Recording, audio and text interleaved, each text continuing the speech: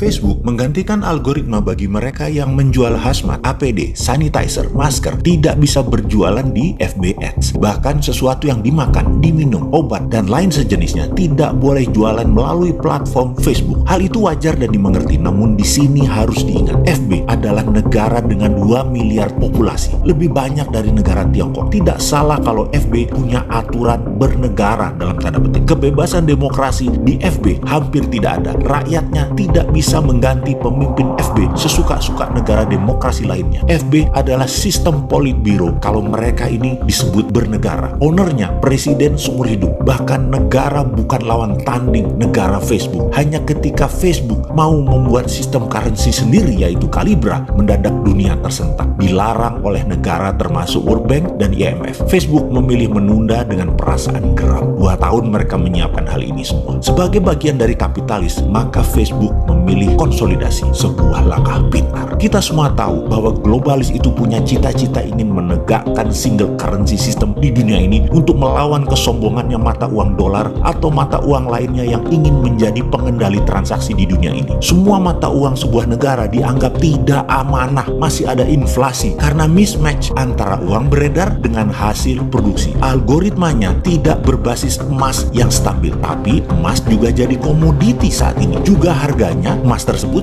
bisa dimainkan. Banyaknya, rumitnya, saling silangnya perebutan kekuasaan militer di dunia antara negara satu dengan negara yang lain membuat globalis punya pandangan lain melihat dunia saat ini. Mereka ingin juga menyudahi negara-negara atau kerajaan-kerajaan ini yang mereka anggap sudah tidak genah mengelola dunia selama 2500 tahun terakhir ini. Globalis punya mimpi, satu currency, satu sistem. Dan untuk melakukan hal ini, akankah mereka melakukan penggiringan opini akan COVID-19 ini? Percayakah bahwa tanpa sosmed, Instagram, Twitter, WhatsApp, Facebook, dan lain sebagainya, pencitraan COVID akan berbeda efeknya pada saat ini? Apakah ini disengaja? Terlepas COVID ini direkayasa atau tidak direkayasa, namun cuitan dan propaganda saling silang di sosmed mempengaruhi 80% pemikiran pengambil keputusan bernegara dan bermasyarakat. COVID mematikan atau tidak, dunia kesehatan menambah 1 bahkan lebih item akan tindakan medis untuk penyakit efek COVID. Slowdown ekonomi dunia ini direkayasakah? Matinya dunia pariwisata, matinya dunia properti, matinya dunia kendaraan bermotor, juga matinya dunia transportasi udara saat ini tidak gampang merecovernya. Akan dibukanya PSBB hampir berbarengan di seluruh dunia tetap membuat kalangan menengah atas enggan bergerak cepat. Kalangan menengah atas sangat aware dan waspada. Mereka kuat masih menunggu sampai akhir tahun pun mereka masih kuat. Sementara menengah atas di Indonesia mungkin hanya populasinya 20%. Namun 80% ekonomi Indonesia mereka yang memainkannya. Mereka masih kuda-kuda. Mereka masih penuh curiga. Setidaknya mereka memilih hati-hati. Tidak ujuk-ujuk, tidak sekonyong-konyong membanjiri mall, memberi Hermes, memberi Chanel, membeli Rolex.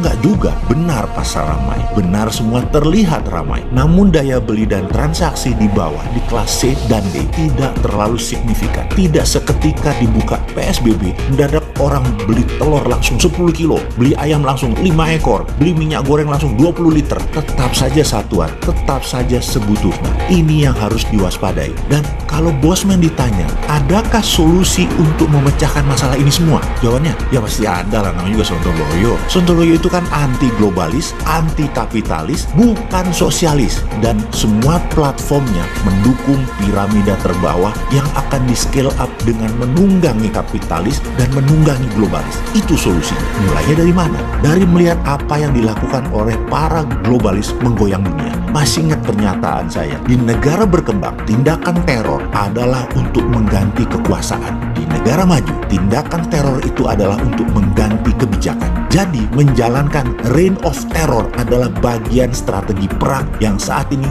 globalis lakukan. Kejadian white supremacy rasisme yang didukung Presiden Amerika terhadap kulit berwarna menjadi gerakan nasional dan menjadi gerakan dunia. Hal ini akan menyulitkan Trump berperang dengan Cina. Dalam informasi saya sebelum ini, saya katakan kalau saya Xi Jinping, saya pasti sponsori kaki tangan saya atau saya akan bangun membangun sleeping army kita yang di Amerika disiram dengan jutaan dolar agar gerakan itu terus menggoyang pemerintahan Trump dari dalam negeri. Jangan remehkan informasi sederhana ini, tapi percaya saya, Tiongkok sudah lakukan. Lalu modal besar ternyata di-drop juga oleh George Soros. George Soros hari ini bermain terang-terangan, bermain terbuka melawan Trump, dan dia mensponsori gerakan kulit berwarna untuk turun ke jalan. Ini seru. Kemudian Joe Biden mulai melakukan serangan propaganda kampanyenya melalui semua media mainstream kecuali Fox News, itu medianya Trump. Ini seru kan? Asli seru. Di tengah-tengah globalis bermain melawan Trump, Facebook merambah kemana-mana, bahkan masuk ke Indonesia. Sahabat, sudah mulai paham peta kekuatannya. Sekali lagi, Indonesia bagaimana strateginya? Bagaimana jurus Garuda menunggangi naganya? Bagaimana jurus Garuda menerkam elang? Bagaimana jurus Garuda mencengkram globalis? Kita